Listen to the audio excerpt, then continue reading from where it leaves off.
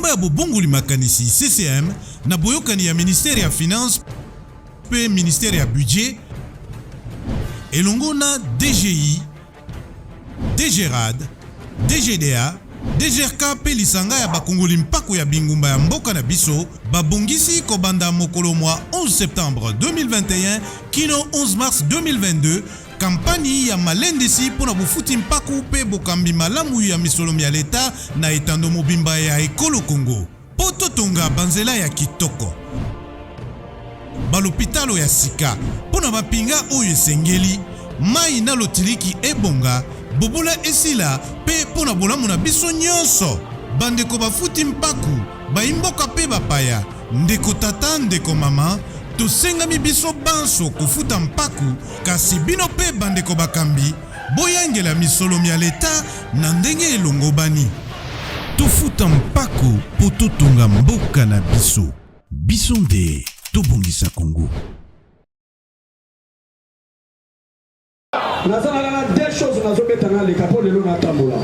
Ya mama chalako kona findole ambo. Viva! IDPS viva! Viva! IDPS viva! Viva! Viva! Viva! Félix Tobetela président Moustapha Maboko Makasi. Parce qu'il faut que vous ayez le courage à la vérité. Zaboete. Soki elo kozo tambola malamute musala na biso ezali a koloba pote makambwe bomba. Alors chers combattants na tongo lelo boyoki batebele bazali koloba au cardinal Mbongo na bokundo ya SCC que Félix Tshisekedi azali a genouiller lelo a commis continue de conseiller en matière de sécurité azo délégué premier ministre azo tinda président assemblée nationale na président sénat bakende kobondela cardinal Mbongo bakende obondela bokundo poete batika kadima asala musala ezali lokuta mune awa sikoyo koyoka ba révélation parce que santé bandaki otungisa biso. Monsieur Donatien Cholé na Eric Senge wazali porte-parole à SCC boyebi ke basala ki voyage ya lobbying o bakendaki na Europe bakendaki lisusu na États-Unis d'Amérique muto atindaki bango ou soit muto bandaki prendre bango en charge comme on a Moïse Katou oh muto yo asala la muka oya yaki ko financer la muka na Genève azali mutu moko azalaka na ba entreprise na ya ba minéraux a exploiter ba minéraux d'une manière illégale na est bango nde ba soupçonnaka ou soit ba soutenaka ba ADF ba pesaka ba miliciens wana ba minduki poete ba bomba bandeko na biso baza na est entre temps bango va continuer na ko exploiter ba minéraux batu wana nde batu Cholé na Eric Senge bakendaki ko pesa rapport parce que bango nde ba sombela église catholique 40 000 smartphones au boyoka ki na 2018 église catholique azoloba que nous avons tous les résultats de la République démocratique du Congo. À part voyage au bango bakendelaki ils ont réussi la réponse ya baboyi makambo bango bakendelaki na bango wana bakendeki koyebisa communauté internationale boui que Tshisekedi c'est un dictateur. Tshisekedi ne veut pas respecter la constitution. Tshisekedi veut tripoter les élections. Tshisekedi n'est pas populaire en RDC. Mais Dieu merci, tant que Fatia Outaki COP26 binomoko bomonaki mamana mobilisation et salemaki. Et sur le plan diplomatique, ambassadeur yango bomonaki semaine passée ambassadeur à l'Union européenne il de pas de Nika Dimaye tant wakomi pas de Nika Dimaye bisie Union européenne mobimba eza sima de Nika Dima pour être yo de Nika Dima osala nini osali sama ponami mukolo alobi le Royaume-Uni na Espagne bango pe baye ko s'ajouter na mulungu bakei et pas de Nikadima baye bisi kadima ke biso tozali sima na yo pona ko soutenir élection na 2020 yango moni moto yo bozali ko benga congolais or il est congolais du corps et non congolais de cœur bo uti olanda Moïse Katumbi monsieur Soriano UDPS viva viva moto yo batu mususu bazobetela tolo na Congo akei kofunda peuple congolais akei kofunda la nation congolaise et pas bande konaye ba juif tolo bato tolo baté Katumbi azo ebisa juif que non na Congo balingi bakatanga na élection parce que papa nanga aza juif te. Mais yo moko miyebi que papa na yo aza congolais, aza juif, aza congolais te. Mais pourquoi tu veux venir postuler seulement en RDC et non en Israël? Maintenant posez-vous la question. Lelo osana le président de la République. OK, ko funda RDC et pas batata na yo ba juif. Mais mukolo yo kozala na pouvoir. Est-ce que ko servir RDC to ko servir Israël? Alors biso to kondima mutu wana ya ko konza biso na Congo. Voilà pourquoi nous devons être mobilisés. UDPS viva. Biso tout il faut tous à la mobiliser. Ceux qui te réclamaient droit na biso te, mutu moko koya ko réclamer yango nesika na biso aza te. Yango wana s'il y a de révélation na ba détournement. Ce qui est ça là-bas, révélation troublante, il faut population congolaise à téléma. Parce que ceux qui disent que télémité, Moutoua Kolobela Bino, Azate. Le moment est déjà révolu. Moutoua Kokangalisus Moninga, Azate. Oh, Moutoua réclamé droit Naïbayo Bakangi. Et ça, c'est le moment de nous prendre en charge, comme Etienne Tshisekedi l'avait dit à son temps. Le Lozoyo Kabatubazolo va dire n'importe quoi. Oh, Ambongo a fait agenouiller Félix Tshisekedi. Mais Landa Ambongo bien. Ambongo a accepté Denis Kadimaz à la présidence AC. Alors dit très bien que Tolongoli Bamalantani tout Tozalaki na yango et maintenant nous repartons sur les nouvelles bases. Ezala Bokundo, Ezala Ambongo. Bango bakanisaki que ils sont les deux super églises. Mais bami kosaki parce que les lobes bazali ko reconnaître que Denis Kadimazali président AC. Yango nous vous demandons de ne pas faire attention. Nabato bazali koloba dit n'importe quoi. Nous devons commencer à nous prendre en charge. Mutuna mutu ayeba droit na ye, ayeba pe ko réclamer o ezali aye. J'étais juste de passage parce que o ezali nda kunabiso. Mais les jours à venir, tokobanda ko partager les informations parce que le temps n'est plus. 2023 eza musikate, eza déjà pembeni 2023 commence maintenant. Tokotani mukolo ezali koya na pesi président Moustapha merci pour l'opportunité à pesinga lelo. Président José.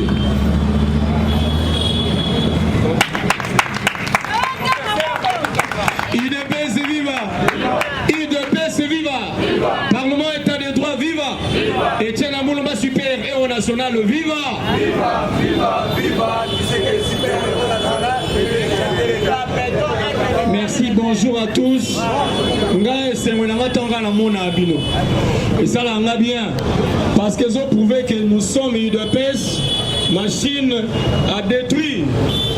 Lobby à parquet parce que nous avons une plaidoirie à parquet. C'est aussi un travail que nous faisons nous autres. Mais lobby qui sorti à Willy Bakonga. Jusqu'à maintenant, je n'ai pas encore l'information, mais je me pose la question, Willy Bakonga sortir comment? Qu'est-ce qu'il a fait? Est-ce qu'il a négocié? Mais la sortie n'est pas dit qu'il est acquitté. C'est une sortie bien liberté provisoire. Parce que ma montée détournement bali mais ça m'a dit foison ça non le solo a peiné après gros bimala ba ça bon côté ata ba bien c'est musa mala mettant ma yiba qui fa peiner mais tout temps ngo sima mais dans ça moi maloba mo ya Noël Chani envers de Moïse Katumbi ah Noël Chani pour nous embêter on ça les bon Noël Chani am tia mabe hein vraiment Noël Chani dit à Katumbi bandeko Katumbi autofunda besoin na libanda devant 165 ministres na Pologne Katumbi a volé la que azana étranger bobo ya opesa magistrature suprême Katumbi comme président RDC ça c'est grave alors devant les ministres 165 ministres de pays étrangers que na Congo bazo qualifié comme étant juif mais ça c'est bizarre il s'est dit qu'il est juif bon nous comme président la Congo nini Noël Chani le binaebo affirmer devant le monde entier que vous êtes juifs de père, mais que les Congolais ne veulent pas que vous soyez leur président. C'est justifier le sens et la nécessité de la loi Chani pour protéger la souveraineté de la RDC en évitant l'infiltration au sommet de l'État. Est-ce que vous sont aux juifs? Tout le monde a vu étranger dans la présidence Mbora na biso limba alors un juif. Aouti en Italie. Akendaki même en Zambie. Akendaki en Ndekone. Alatina Ndengene Baba Taraba juif. Pour dire, ça va pas dans mon paya. Mais c'est pas grave. Namboka mon paya. Ça n'a dégré. Place à Souka Rapaz au Moussala. À cause de Moussala Nicoloté. Il doit être vivant. Et ça mboka na biso. Tout le monde n'a pas cité. Hier, j'ai vu les amis aller à la cour constitutionnelle déposer leurs mémos. Mais j'aimerais que les mémos, la limite, c'est la trop juridique. Il doit pas se vivre. La limite, c'est la score 3. Parce que j'ai vu que parmi nous, il y a de ceux qui ont fait les droits. Les mémos qu'on a déposés hier, fait quelque part. La Cour constitutionnelle n'appelle et n'invite pas les anciens. La Cour constitutionnelle par rapport à la loi fondamentale interpelle les présidents et les premiers ministres en exercice. Il doit persévérer. C'est au contraire la Cour de cassation les anciens présidents, premiers ministres, mais la Cour de cassation a le pouvoir même d'interpeller un sénateur et un député. C'est ça son pouvoir. Maintenant, M. Kabila, il y a un moment dit que le dossier à Cour et le Moualé faut que la Cour de cassation. M. Kabila, c'est un ancien président, il est sénateur. Dossier n'a au Sam Sawabi, la Cour de cassation. Il est c'est vivant. Il faut faire des choses. Bon, on en a bien. Même lobby, même la Siamboula, nous étions là-bas parce qu'il y a des gens qui suivaient en direct. Parce que ça passait dans Villette. Des marches. Je vous dis, même Tchalamon sera poursuivi quelques. Microsoft a calamité. Mais attention. Je vous informe, il y a des dossiers, même la partie de la justice. Beaucoup de gens, vous voyez ici, c'est bon, carrément lobby. Lobby. Je vous parle en tant que juriste, il y a des dossiers pendant. Oh, il faut qu'il attend propice. Quand on a eu coquille, oh, il faut qu'il y ait parce que les embrouillés cités, tous les volets sont exposés. Je l'ai dit, je n'ai pas honte. Même chez nous, il y a des gens qui vont se faire arrêter. Parce que, il y a un bon. Il n'a pas salué. Comprenez mon émotion. Quand nous avons le dossier, je crois qu'il y a des gens qui sont ici, ils étaient avec moi au Parlement Victoire. Lorsque Tossam Moussali Moubak, les nains de ma tête, quand Azon a dribblé président, président, Moukoussé Azon Kosayo, Keba, il était le conseiller politique privé de Fatih. Mais 2 ans sont ratés. Quand conseiller privé politique sur le ça veut dire, il y a eu séparation. À quel point le président a rejeté Azon Yaleli Maman Marthe. Après, président est conseiller d'Azong par rapport à la réconciliation de la dialogue. Alors que la dialogue, alors nous allons à FCC, alors nous allons à Bissoya. Il y a un rassemblement. Mais conformé Fatih Titi, attention, celui que vous envoyez ne parle pas de vous. Il vient ici négocier son pouvoir. Dès vos commandes, chose curieuse, Moubak a les cas de télévision. Attends, la main à la base. Alors, Kabila, Moutouna Moussika, Kabila, ça bon, il est bien, il négocie. Ah! Du coup, oh, le mec, il est bien président, du coup, comme il bon. Nini, arrêtez de négocier pour sa primature. Il est assez vivant. Et aujourd'hui, chers combattants, chers Congolais, parce que nous étions au bureau de substitut à procureur, hier, on a parlé, on a causé. Je vous dis, si les substituts se permettent de vous étaler les dossiers, c'est qu'il a confiance en vous. J'ai dit les substituts du procureur, mettant les dossiers à table. Ça, tel. Oyo, kalamingite, alors que le fondi là, oyo. Vous voulez zélayer, n'a pas maman yanier. Oyo, bah, quand même, kalamingite, pas ça me goûter. Oyo, bah, preuve yango. L'affaire Congo Oldep, son aventure. L'affaire Congo Oldep. Et Belé, Singama Tembele. Kabila est au Kangama. Non, mais bien, Kabila au Kangama. Le vieux Etienne, c'est un démon. Alors, Kabila sera bel et bien arrêté. Vivant, ligoté. Bon, nous sommes là, c'est Kamazan liberté. Chers Congolais, nous sommes là, c'est Kamazan liberté. Mais c'est. Yota Mounia c'est bien, tu as la liberté. Bon, quand on va dans mon conscience, on te fout dans la moto. Viva. Tu peux devant tout le monde faire rigoler, mais t'as comme ça me dit que non, comment vous n'avez sauté au Kangangaï. Kabila a dit que à Okangama, awa, mbongo pe gosonga awa. Si quoi mais elle est fatiguée. J'ai aimé mon frère, on a une bonne Congo parce que je les a comme à Sony à Congo. N'a pas la miibi na sultan mais il y a l'église catholique baza ma miibi à sultan ya osanganate. Oh tout le monde m'a dit que bagnaki ko consulter. Non, nous sommes pas allés consulter en Mbongo. Nous sommes allés causer. Tu sais en Mbongo boy, sans besoin les dessous des cartes. Bakel sa Mbongo vérité, à lire aucun nango au risque sans moi. Le vieux Étienne, c'est notre référence. Alors, Baboy, les discours politiques ne sont pas des réalités politiques. Quand on a un discours,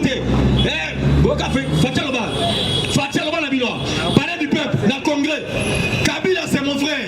Kabila, on est bien. À quel Brazzaville, Bassola Sansabino, la relation entre FCC et Cash, les avions sont bonnes.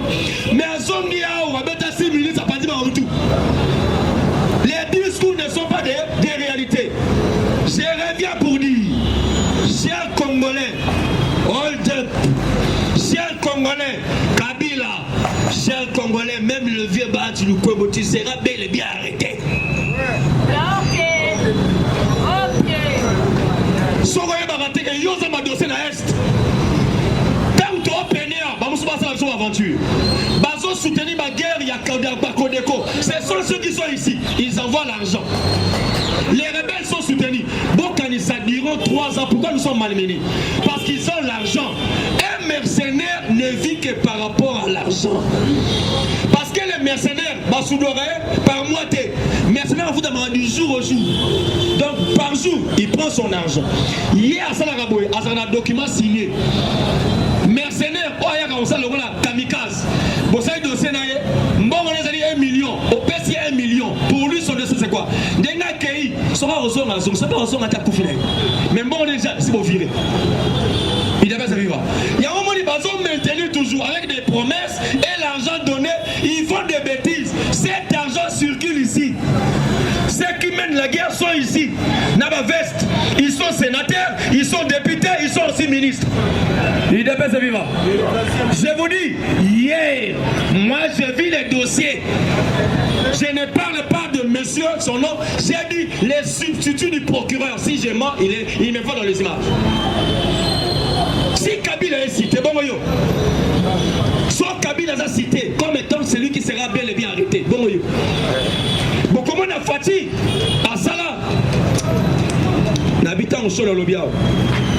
Pourquoi le vieux, ses problèmes, son dossier avait tardé? Le vieux Etienne, son dossier avait tardé parce que le vieux Etienne était chaud. Il devait se vivre. Le vieux était colérique. Le vieux était tellement sage. Le vieux était tellement élevé dans ma rapport. Vieux annonce la manière de droit. Oyo na okangaye. Oyo na saleboy. Si comme mutu de somme na okangaye, il est pas si ba asus ba mesure. A changer là ba staba tactique. A nous qu'on rouler. Il y a un moment comment que lorsque les blancs ont compris et pas il vient Etienne à Komaki.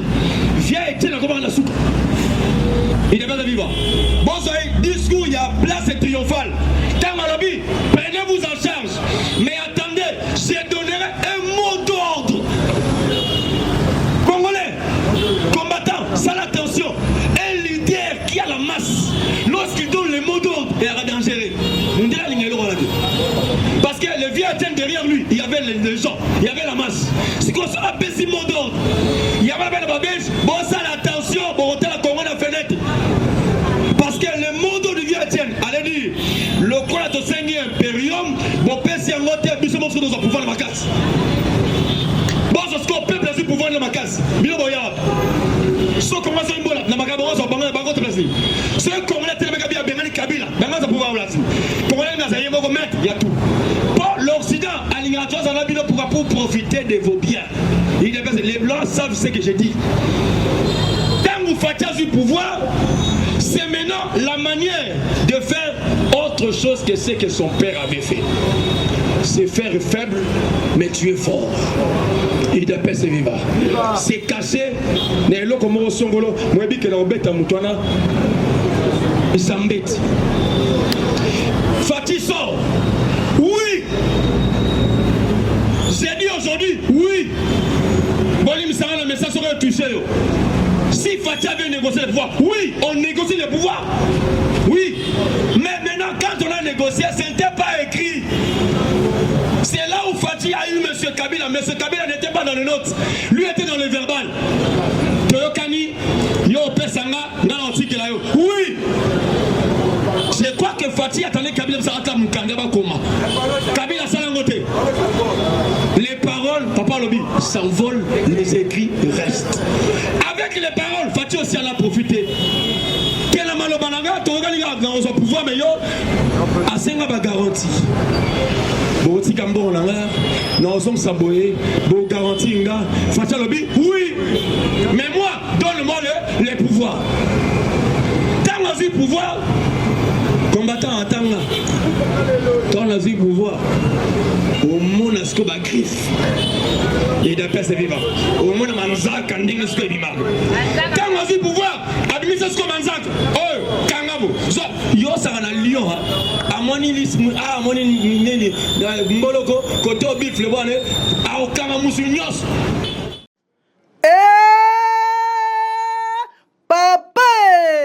Maman, nini yangoko établissement les greniers okokuta yango wapi na boulevard poids lourd entrain de l'eau numéro 27 établissement les greniers unique établissement na kata ville province de Kinshasa établissement les greniers suka établissement les greniers bakoyamba yo kuna et papa Laurent na mama na nous bapesio ya kolia pe ya komela na établissement les greniers bazoteka en gros pe na détail na établissement les greniers bapri ezali ya Paris pe na Bruxelles na établissement les greniers le peuple d'abord na établissement les greniers ti na établissement les greniers suka ya makambo.